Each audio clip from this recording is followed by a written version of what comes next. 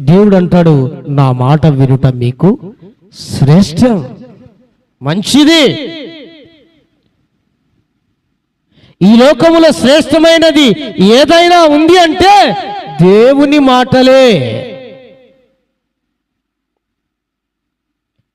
అవి ఏం చేస్తాయంటే ఈ భూమి మీద మనం మంచిగా ఉండేటట్లుగా, మంచి పదార్థాలు భుజించేటట్లుగా దేవుడు సహాయం చేస్తాడు.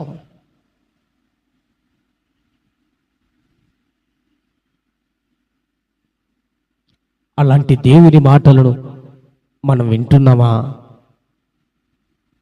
అలాంటి దేవుని మాటలకు విధేయత చూపుతున్నామా?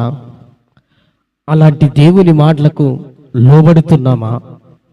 అలాంటి దేవుని మాటలను అంగీకరిస్తున్నామా?